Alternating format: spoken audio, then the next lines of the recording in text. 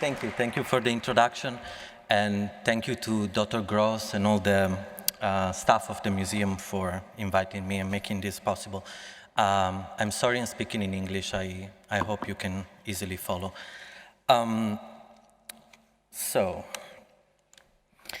In November 1971, roughly 6 months before the opening of the 5th edition of Documenta in Kassel, the French magazine Chronique de l'Art Vivant published an exclusive interview with the exhibition's artistic director, Harald Zeman. The cover was also dedicated to the highly anticipated show and bore a striking juxtaposition: 2 black and white photographs of sculptures representing human figures, a woman and a man. The one on the left is a sculpture by American artist John De Andrea, whose vinyl works were realized by creating rubber molds of an actual person's body.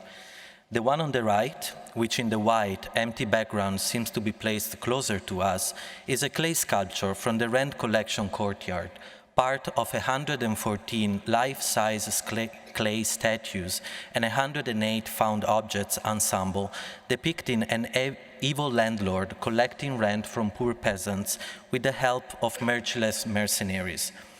It was realized in 1965 by anonymous students from the Sichuan Academy of Fine Arts in China, led by instructor Wang Guangji, and is considered one of the most impressive works produced during the Cultural Revolution in China and a celebrated example of social realist sculpture. While on the cover of the magazine, the Chinese soldier comes to the front, sticking his chest out, making a fist, and stepping aggressively towards the reader, the naked woman seems static in the background and modestly covered by a ridiculous editorial fig leaf. In the actual exhibition, things turned out quite the opposite. The Rand collection never made it to Kassel. Actually, none of the social realist artworks from China, USSR, nor GDR taken into consideration were actually exhibited.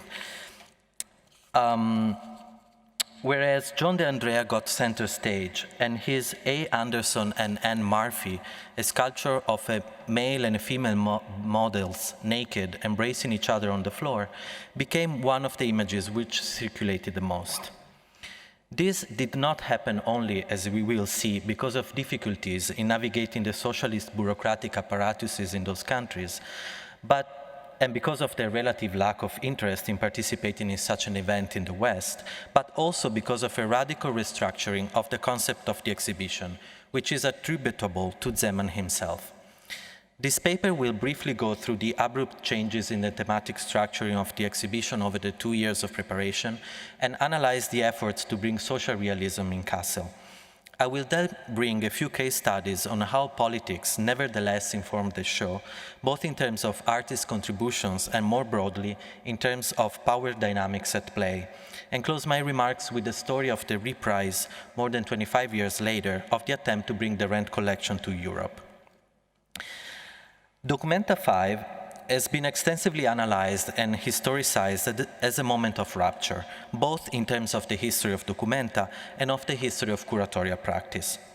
Until then, the exhibition had always been organized by a committee of experts, headed by the founder Arnold Bode, which would democratically decide on artist participation.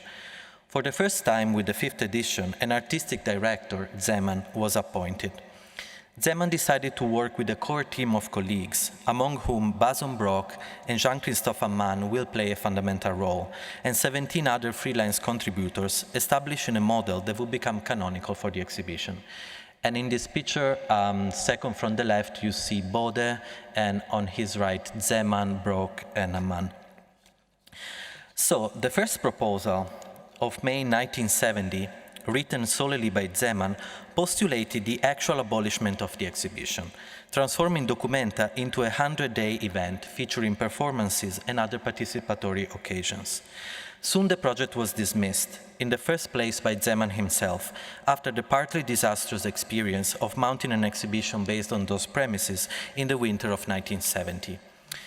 The second concept was presented with a press conference in March 1971. It was amply discussed in the media, getting extensive international coverage. In it, a radical change in the history of the exhibition took place. For the first time, Documenta was meant to be organized in a thematic fashion, bringing a substantial shift in the way large contemporary art exhibitions are conceived and discussed. The shift, as noted by Maria Bremer, from an artist to a curator-based paradigm in the contemporary art field. If the first concept was highly informed by the post-1968 climate and advocating a merging of art and life, the second one, masterminded by Brock, was based on critical theory. The exhibition intended to engage broadly with all aspects of visual production in the contemporary world, and the exhibits were classified into three categories, analyzing the relationship between the constructed image and reality, and the constitution through images of a double-structure reality, a second nature, as Adorno would say.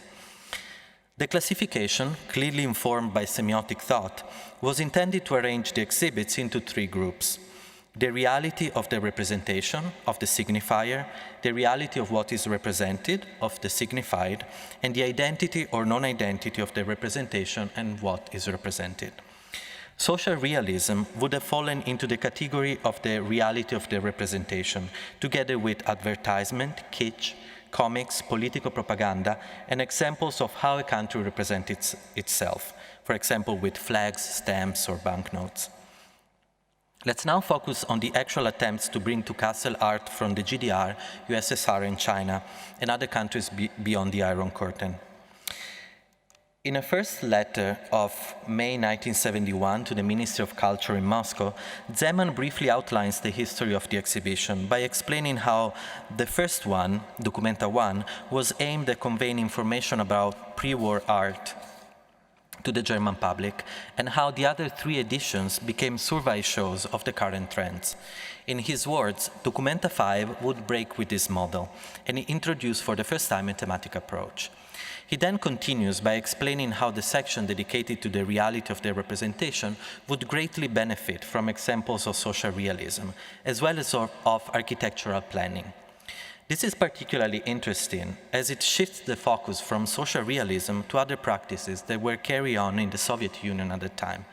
In particular, Zeman had clearly in mind here Lev Nussberg, with whom he had been in correspondence since a year or so.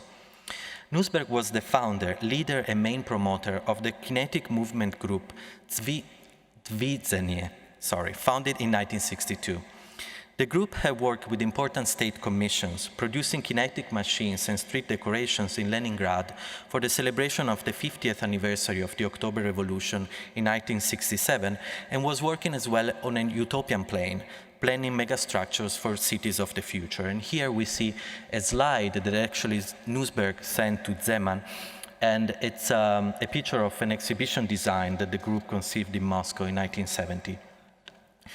Therefore, Zeman, just days after the letter to the Minister of Culture in Moscow, in which he mentions his interest in architecture, decides to directly invite Nussberg and his group to Documenta 5 in the section dedicated to utopia planning. The negotiations in the next 6 months proceeded slowly, between long silences and partial openings. Zeman tries to open different avenues of inquiry, like contacting Heinrich Böll, who would be awarded the Nobel Prize in 1972, for contacts of artists not officially recognized in Russia. Another key player was Klaus Gallwitz, then director of Kunsthalle Baden-Baden, who was working on a social realism show for his institution. Gallwitz traveled in October 71 to Moscow and acted as negotiator with the Ministry of Culture, and apparently got back with good news of a general interest. He even came back, actually, with a list of 15 possible artworks to be loaned from Moscow from the Tretyakov Gallery, and 4 more from the Russian Museum of Leningrad.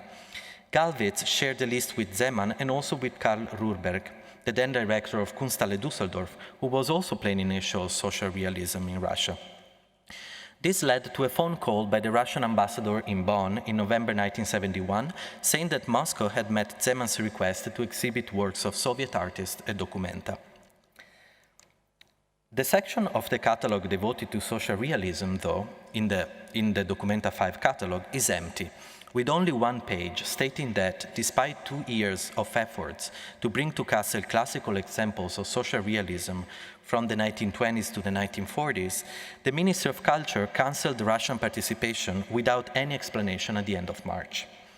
From internal correspondence, we learned that the thought in Kassel was that this cancellation was due to the fact that Russian authorities could not accept Soviet art to be shown next to political propaganda, advertisement, and religious folk art.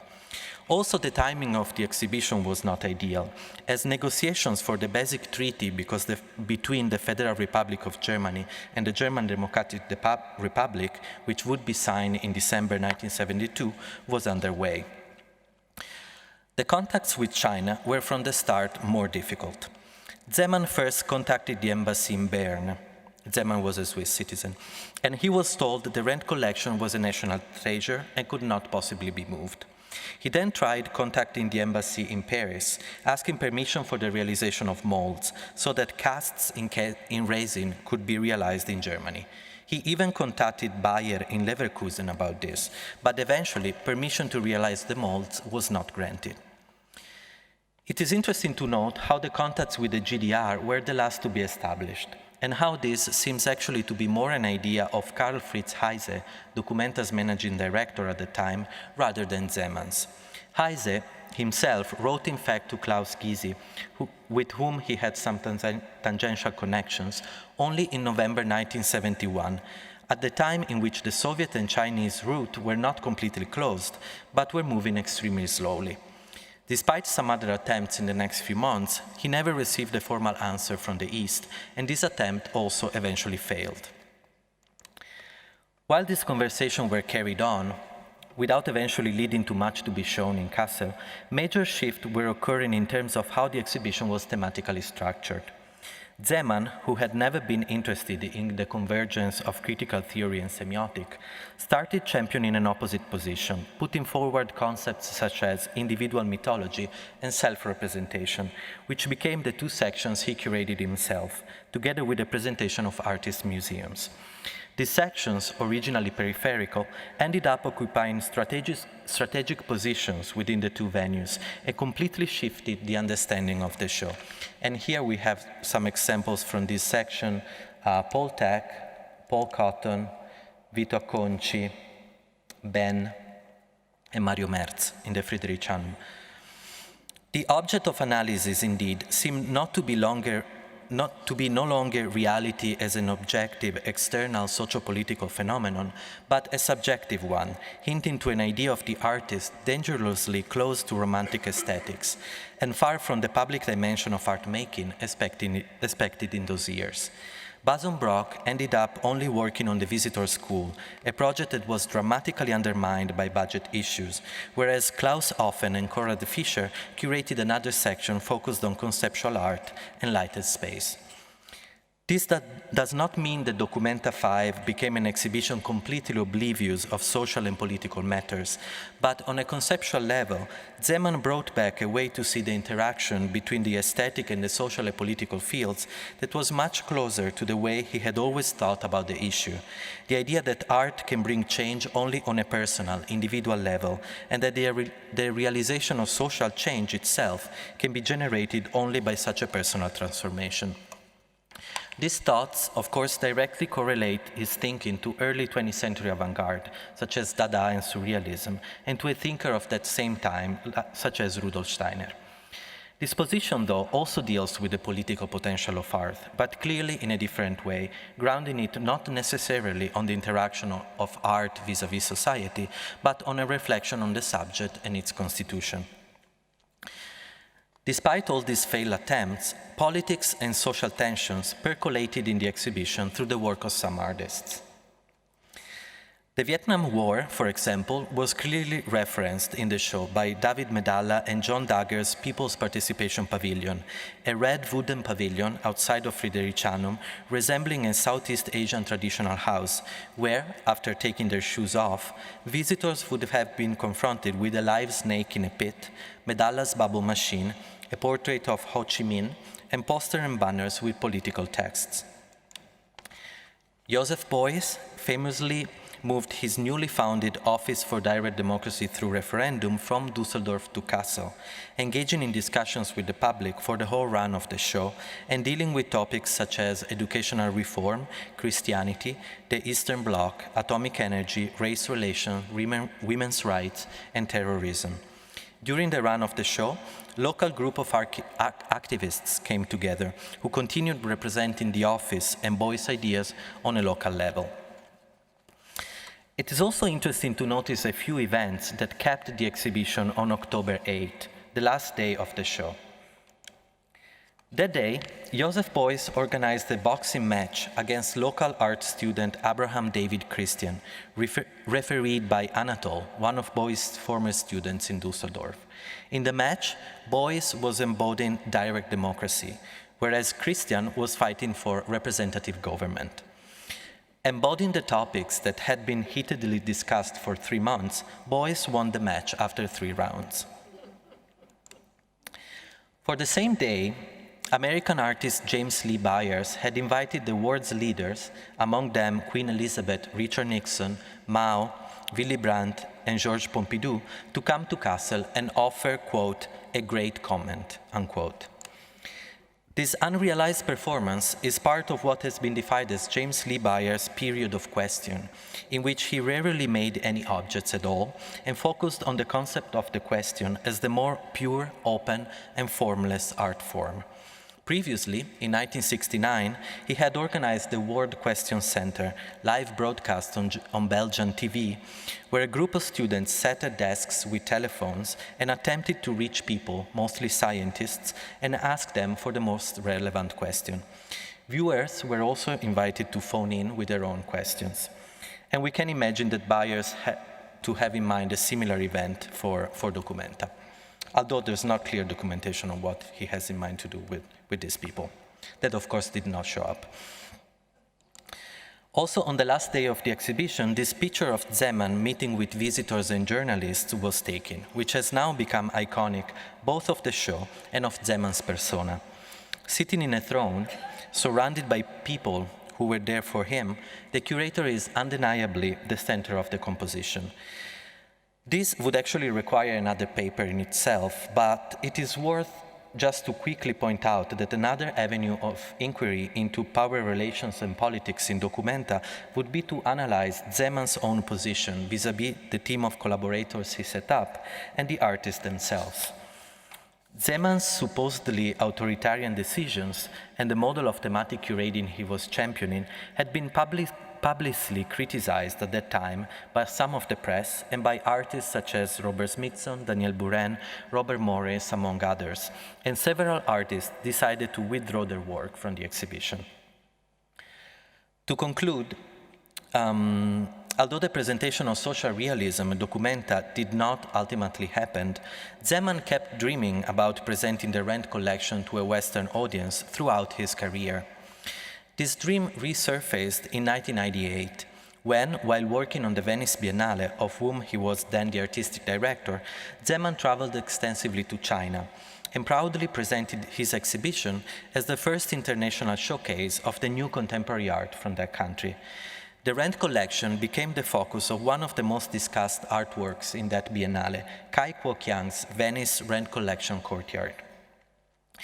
In a letter from November 1998, when first invited to take part in the exhibition, the artist mentions reading something on the internet about Zeman's fascination with the sculptures. Kai himself had tried in the past, without success, to realize some resin copies of them and to include them in an installation. From then on, the two became accomplices in trying to make it happen.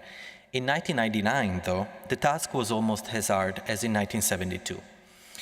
At the beginning, when they were still thinking about the possibility of getting a loan from China, or from Albania actually, Zeman had found out that plaster cast of a 1967 copy had been sent that same year to Albania and never returned. Kai's intention was, quote, not to touch them. I think the best way will then to be the realization of your dream that began in the 1970s, to exhibit these revolutionary artifacts in their glory, end of quote. Soon it was clear this could not possibly happen, and getting copies realized in China was also out of the question. At this point, Ai Weiwei, who was also showing at the same Biennale, came to the rescue. Lon Shi Li, one of the students who worked on the original ensemble, was a relative of his and still working at the Sichuan Academy. Kai got in contact with him, and Lon agreed to go to Venice and work for 6 weeks with 10 assistants. In Venice, the team stayed for a month inside the Arsenale, in the large room assigned to Kai. At the opening, six sculptures were ready, 35 were almost complete, and 62 just started as wireframes. For the first 2 weeks of the exhibition run, the space was still operative as a ceramic workshop. After that, visitors would be confronted with all the tools and the machinery, and the sculptures at different stage of completion and decay. Kai, indeed, had intentionally chosen to use an unprocessed clay that immediately started to split and flake.